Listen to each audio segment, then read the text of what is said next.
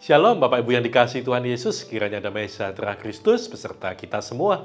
Selamat mengikuti renungan firman Tuhan hari ini. Tuhan Yesus memberkati. Renungan hari ini berjudul Kaki yang Kuat. Bacaan kita terambil dari kitab Habakuk pasal 3 ayat 17-19 yang berbunyi demikian. Allah Tuhanku itu kekuatanku. Ia membuat kakiku seperti kaki rusa. Ia membiarkan aku berjejak di bukit-bukitku. Bapak Ibu dan Saudara sekalian, di daerah Afrika Timur hidup satu jenis rusa yang diberi nama rusa Thomson atau sering disebut gazelle Thomson. Ciri khas dari hewan ini meliputi bulatan putih di sekitar matanya, garis hitam dari bawah matanya sampai ke hidung, garis berwarna keemasan dari tanduk hingga hidung serta tanduknya yang berruas-ruas seperti cincin. Seperti kebanyakan jenis rusa lainnya, keberadaan tanduk dimiliki oleh semua jenis kelamin gazelle Thomson.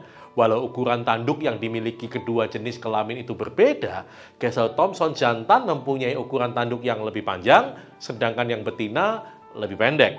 Rusa ini mempunyai tinggi 55-82 cm dan panjangnya tidak lebih dari 80-120 cm.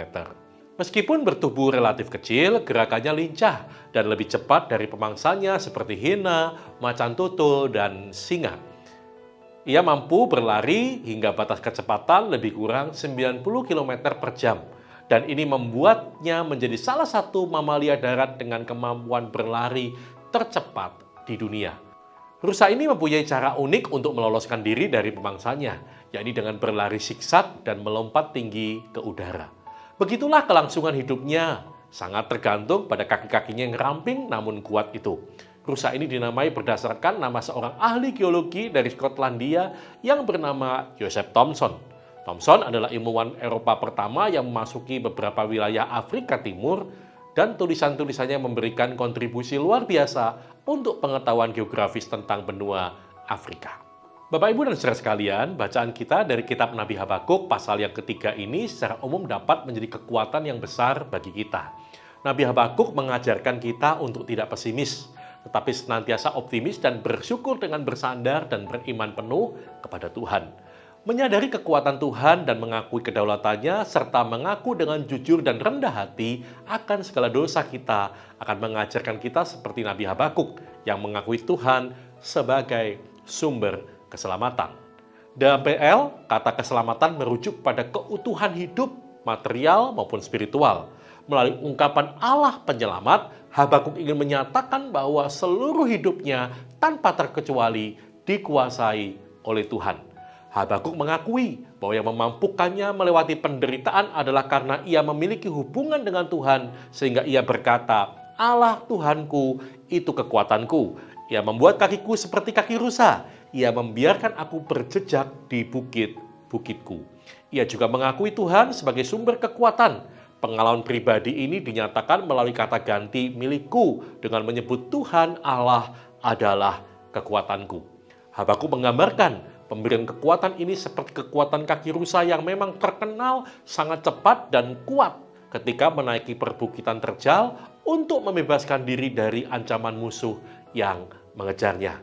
Kiranya kita terus mendekat kepada Tuhan, Dia akan memberikan kekuatan pada kita seperti kaki rusa yang dapat melompat tinggi, melewati tantangan, dan mengatasi situasi sulit.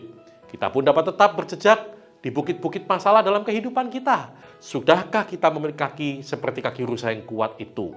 Saat menghadapi masalah, ada kalanya kita merasa tidak berdaya dan merasa lemah. Namun di saat kita mulai lemah, jangan berputus asa. Datanglah kepada Tuhan karena hanya di dalam Tuhan akan kita dapatkan kekuatan yang baru. Percayalah bahwa di dalam kelemahan kita, kekuatannya menjadi nyata atas kita. Yang perlu kita lakukan yaitu tetap melekat kepada Yesus. Setiap kita perlu melekat kepada Tuhan sebagai pokok anggur. Yohanes 15 ayat 5 mengatakan bahwa di luar Dia kita tidak akan dapat berbuat apa-apa. Sebab itu, kita perlu tetap melekat kepada Yesus sebagai sumber kehidupan kita. Jangan menjauh dari Tuhan, supaya kita tetap dapat bertahan menghadapi apapun juga. Amin.